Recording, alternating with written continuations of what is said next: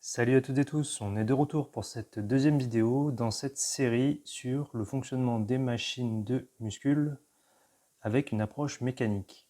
Alors la première vidéo a été plutôt pas mal regardée avec des retours plutôt positifs mais en même temps un peu contrastés. J'ai à la fois eu du ouais, j'ai rien compris, lol, et du bah, c'est archi connu depuis 10 ans. Mais bon, rien de très surprenant. Donc, dans cette deuxième vidéo, on va continuer à s'intéresser au fonctionnement des machines de muscu, plus précisément dans cette vidéo-là, les machines de tirage vertical. Alors pourquoi les machines de tirage vertical? Je pris ça un peu au pif. Il y a à la fois des machines, une machine sur laquelle je m'entraîne et que j'avais envie d'étudier un peu plus finement. Et puis il y a aussi des machines dont le fonctionnement m'intéressait, c'est les machines à levier, dans lesquelles il y a deux pivots, et je trouvais que c'est aussi que je comprenais pas très bien et j'avais envie de m'y intéresser de façon un peu plus théorique pour mieux les comprendre. Alors, pour faire cette étude mécanique, donc comme dans la première vidéo, l'idée ça va être de s'intéresser à deux critères. Le premier critère, c'est la trajectoire. Donc la trajectoire qui est parcourue essentiellement par la main, en fait, par la poignée d'utilisateur. Et le deuxième critère, c'est la courbe de résistance.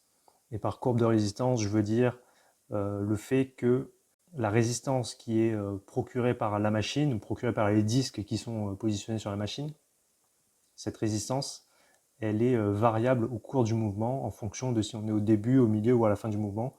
Comme en général ces disques sont en rotation autour d'un pivot, en fait les résistances ne sont pas constantes et c'est ce que j'appelle la courbe de résistance. Donc on va regarder un peu la machine Technogym de la gamme pure, chez Hammer aussi, chez Gym Equip. On va finir par Prime Fitness, là, leur machine à épi. Ça c'était intéressant, à la fois parce qu'elle est à épi et en même temps elle est avec deux pivots, c'est une machine à levier. Puis j'avais aussi un peu étudié la Panata Super Aero de leur gamme Freeweight Special, qui a l'air très bien. Mais finalement, d'un point de vue études mécaniques, en gros, ça donne rien de très, très particulier à noter, quoi. Avant de passer aux machines, le plus classique pour faire des mouvements de tirage, on va dire verticaux pour les dorsaux, ben, c'est les tractions, quoi, au poids de corps ou éventuellement lesté. Mais dans tous les cas, en termes de trajectoire de mouvement, ben, on est sur un mouvement qui est à la fois rectiligne et en même temps en vertical, si on met de côté un peu tout ce qui est triche, par exemple sur les keeping pull-ups ou des trucs comme ça, quoi. Mais bon, en grosso modo, on est sur un mouvement vertical, rectiligne et avec une résistance qui est elle aussi, enfin qui est constante, quoi, du fait que la gravité, du fait qu'on se déplace de façon verticale. Donc ça, c'est pour les tractions. Ensuite, ben, si on passe sur machine, on va avoir le plus classique, c'est le tirage à la pouliotte. Donc là, qui est quand même très proche aussi du mouvement des tractions, dans le sens où la trajectoire est elle aussi grossièrement, ou en tout cas approximativement verticale. Et là, bon, le type, il est parfaitement vertical, mais en même temps, il a mis un poids ridicule et c'est juste pour la démonstration. Et la courbe de résistance, vu qu'on est sur un stack de poids avec deux poulies ici, bah, la résistance, elle est constante au cours du mouvement. Là où ce qui va être intéressant sur les machines circulaires, c'est que ben, en fait, à la fois la trajectoire va être modifiée et la courbe de résistance va aussi être modifiée par rapport au tirage à la pouliotte et aux tractions. Donc si on commence par la machine Technogym Pull Down de la gamme pure, donc je vais vous la montrer pour celles et ceux qui l'ont jamais vue.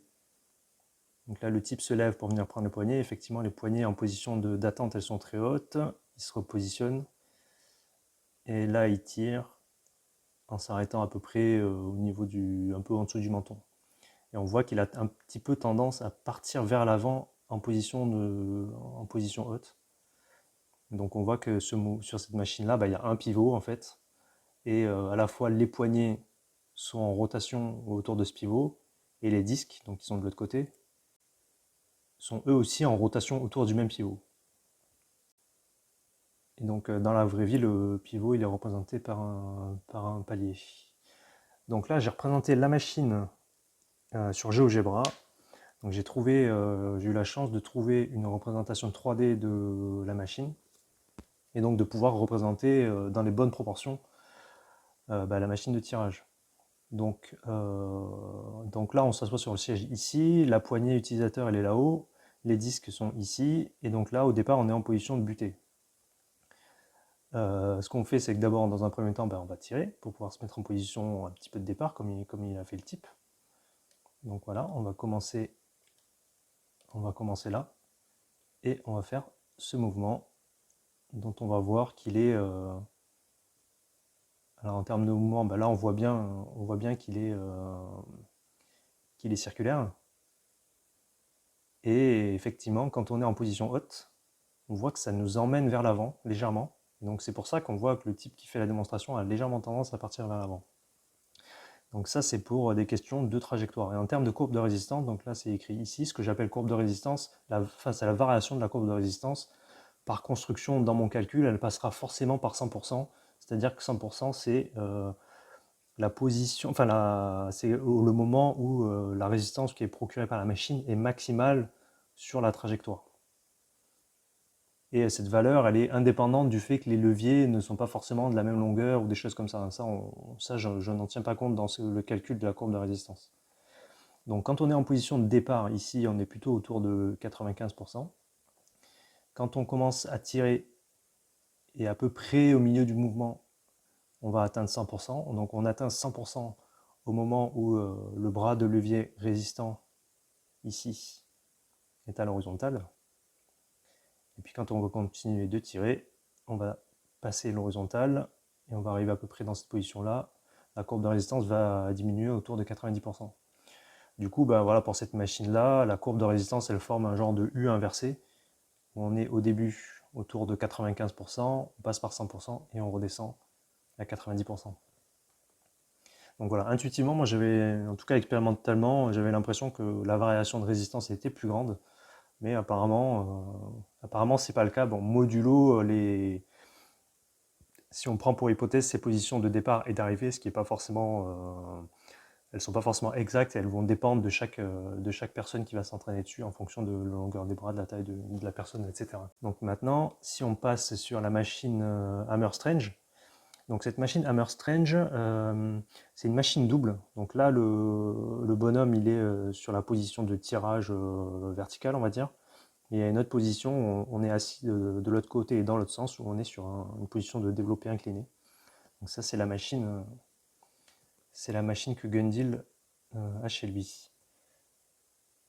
Donc là, on va la regarder. Il y a un seul pivot aussi, hein, comme pour la machine Technogym, et avec donc les disques qui tournent autour du pivot et les mains de l'utilisateur qui tournent autour du même pivot.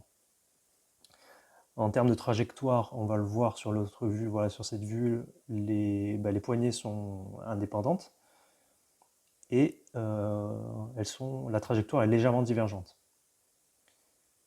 Donc ce qu'on peut voir en termes de trajectoire, c'est que la trajectoire est un peu différente par rapport à la machine Technogym.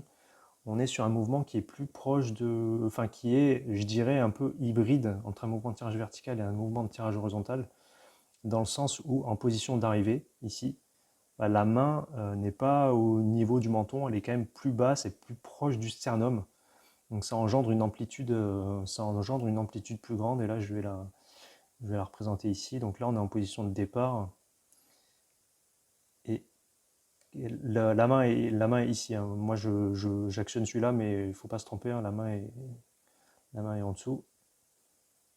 Et je suis allé un peu loin, mais voilà, ça engendre une trajectoire qui est un tout petit peu plus ample que sur la machine Technogym. Et j'ai aussi oublié de préciser, mais cette machine-là, elle a aussi la particularité d'avoir une prise on va dire, en semi-supination. Donc ça, c'est pour la trajectoire, on va dire, pour le mouvement en tant que tel. Et si on s'intéresse à la courbe de résistance, là, on commence autour de 88%. Donc on va tirer, et au moment, à peu près à cet endroit-là, voilà, au moment où le bras de levier résistant, ici, passe par l'horizontale, on va atteindre 100%, à peu près au milieu du mouvement. Et on va continuer une fois qu'on va passer l'horizontale, la résistance, elle va diminuer, et on va passer autour de 85%, je crois. Voilà. Donc du coup, si on regarde un peu les principales différences par rapport à la techno, c'est que la trajectoire n'est pas tout à fait la même. On est plus sur un mouvement qui est un peu plus ample est un peu plus, on va dire, hybride par rapport à un mouvement de tirage horizontal. Et puis la courbe de résistance, elle est elle aussi en U inversée, en passant par un maximum au milieu, mais avec des valeurs un peu plus basses aux deux extrémités, position de départ et aux positions d'arrivée. Donc voilà pour la machine Hammer Strange.